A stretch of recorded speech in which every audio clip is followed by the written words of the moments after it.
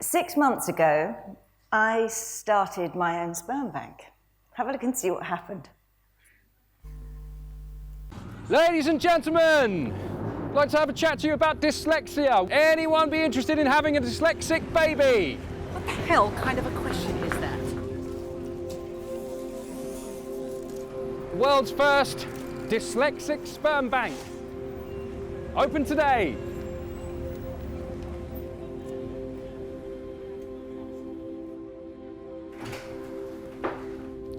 Hello, good morning.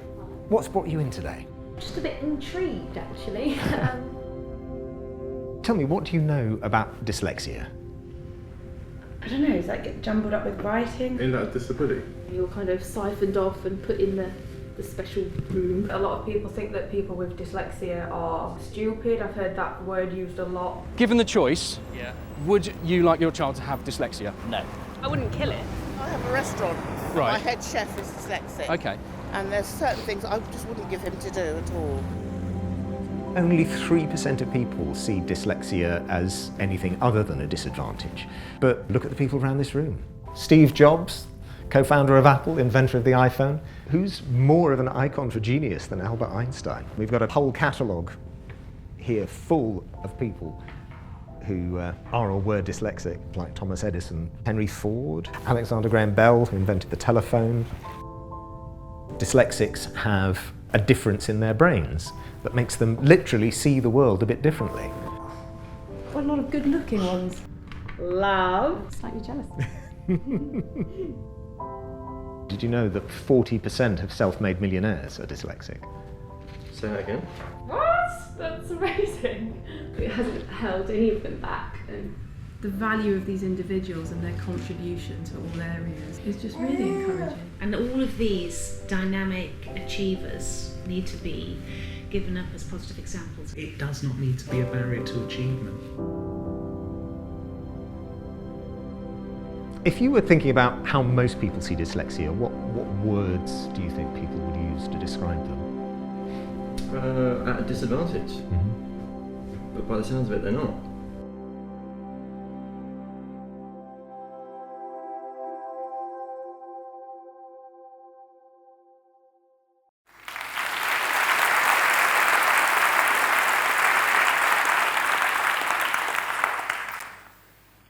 Quite an eye-opener, really, wasn't it? And very funny in places as well. That social research film was done in conjunction with some extremely hard-hitting research by YouGov that looked at the public perception or misconception around dyslexia. Only 3% of people see dyslexia as an advantage or anything other than a disadvantage. Yet we've seen from that film so many incredible people, dyslexic people, have gone on to do incredible things. That research was also done in conjunction with the launch of my new charity, Made by Dyslexia. The charity is run by successful dyslexics, and we're building a community from around the world of dyslexics to come together to actually help to change the perception of dyslexia, but also to help people to really understand dyslexia for what it is, which is a different way of thinking, not a disability and not a disadvantage. Dyslexia is caused by a different wiring in the brain, and that wiring enables people with dyslexia to think creatively and laterally and differently. In the real world, that's a huge advantage, but in the education system, it is a disadvantage unless those children are picked up early, given the right support, and we focus on their strengths. Our mission is to try and come together as a world and to help to value the huge potential and the huge value that dyslexic people have in the world. Now, 10% of people are dyslexic, but I would imagine in a town like Brighton, it'll be a lot more than that because there's so much creativity and art and different thinkers around. But hopefully my presentation today will help you to realise why dyslexia is important to all of our lives. So let me tell you a little bit about me. This is my big brother and me as kids. Don't you love the old family photographs? My brother and I are both dyslexic. We were hugely, hugely lucky because we were sent to one of the first schools in the world that actually understood dyslexia as a different way of thinking and also supported the difficulties that you have during learning. All of my family are dyslexic, but it's genetic, so that's not really surprising. My father was a botanist and he invented the grow bag. Most of my aunts and uncles went on to careers that really dyslexic thinking really supports. They were entrepreneurs and they went into caring professions and have all achieved amazing things. I have two dyslexic sons. One is a poet and the other is a recording artist, so they've both followed their passion and talents into the creative fields. And I even married a dyslexic, so obviously like attracts like. I'd like to just tell you the story of my school because I think it's a really interesting story and it kind of sums a lot of things up. My school was started in the 1930s by an absolutely inspirational and very forward-thinking educationalist called Boss Mayer. Boss was tutoring the Indian princes over in India. And it got to the stage where the Indian royal family really wanted the boys to come over to the UK, to England, and benefit from the British private education system. So Boss came over with the boys, and he did the rounds of all the top schools like Eton and Harrow. And everywhere he went, one of the boys was being turned down because he just couldn't pass the entrance exam. So Boss was fascinated by this because he knew this lad was just as clever as any of the other boys, but couldn't understand why he couldn't learn. So he set about doing some research into word blindness, or dyslexia as it was just starting to be called back in the 1930s.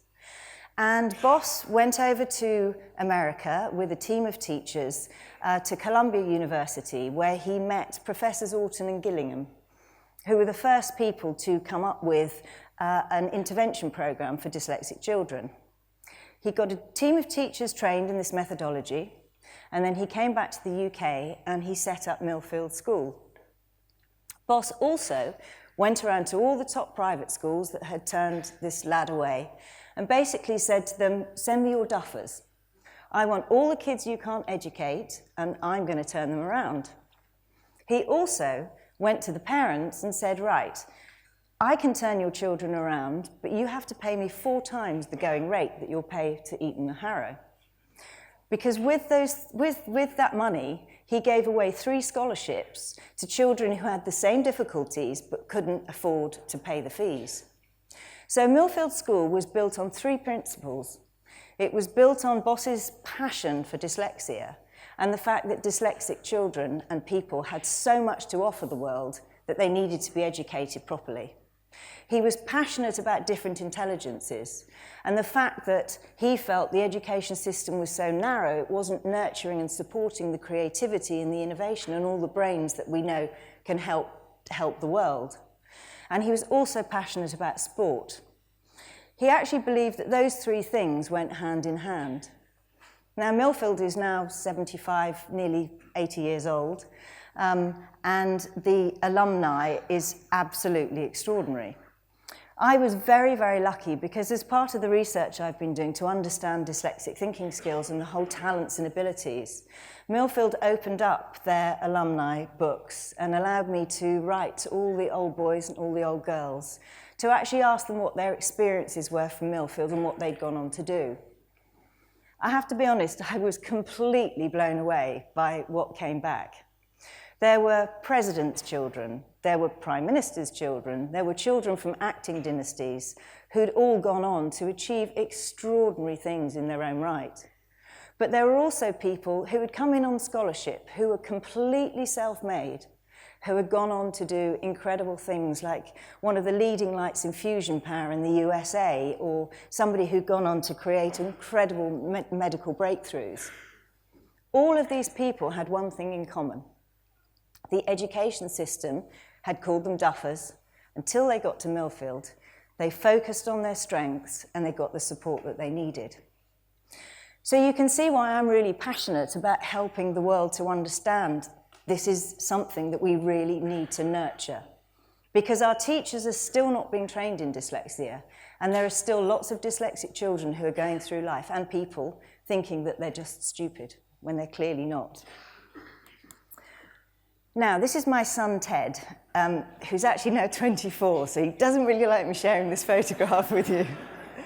But I love this picture, because for me, this picture tells us everything that is right with our children, and everything that is wrong with our education system.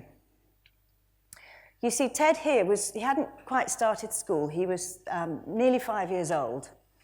And if you look into his eyes, you see what you see in any 5-year-old's eyes. You see imagination, creativity, hope, inspiration, different way of doing things, just this amazing excitement for life. You see superheroes. At that age, Ted thought he could do absolutely anything. But what happens then is we send them to school. And our school system is so obsessed with conformity and measurement that all of the creativity that these children arrive with is just educated out of them. Ken Robinson talks in his very famous TED Talk about some research into creative thinking and lateral thinking. And when children start primary school or elementary school, 97% of them are genius level lateral thinkers. By the time they start by the time they leave primary school or elementary school, that's down to just 43%. So all of that creativity has been squeezed out of these children. Now, for dyslexic kids, dyslexic people, we're hardwired for that. So the chances are that's still going to carry on through our education. And certainly when we get out into the real world, we're going to tap into that to do the extraordinary things that you've seen. But if you're not dyslexic, this is a really big problem. Because there's a plasticity in the brain. It's just like a muscle. If you don't use it, it withers away. And it's very, very hard to get it back. So we're letting this creativity wither away in all these amazing children. So it's an important issue that we really need to address. Just to bear with me for a moment. Let's all look around the room and have a think about something. Most of you will have a phone in your pockets. Many of you will have an iPhone. As you just saw from the film, Steve Jobs, the inventor or creator of Apple, was made by dyslexia. So is Johnny Ive, who does all the amazing designs for the iPhone. And some of you may well have come by car, or certainly may well have a car at home. Henry Ford, who created the first car assembly line, was made by dyslexia. And the light bulbs that are shining down on us here, Thomas Edison created the light bulb. He was made by dyslexia.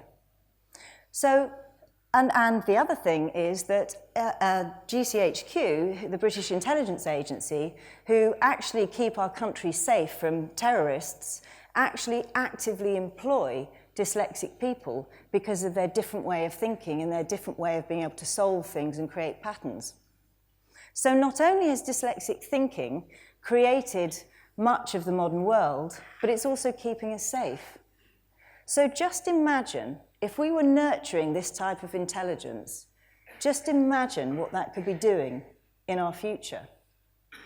As we enter an age which is so exciting but so uncertain, as we enter the age of the fourth industrial revolution, as it's now being called, where robots and artificial intelligence is going to take over a lot of what we do as jobs, we have absolutely no idea what the job market is going to look like in 1 year, 5 years, or 10 years.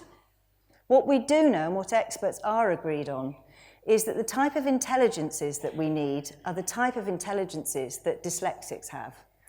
The innovation, the creativity, the thinking out of the box.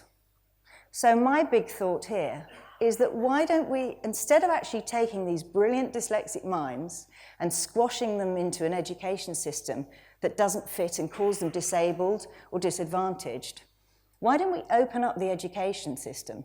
Why don't we teach all children the creativity and the innovation so they can actually learn to think like a dyslexic? And that will help to make our future world.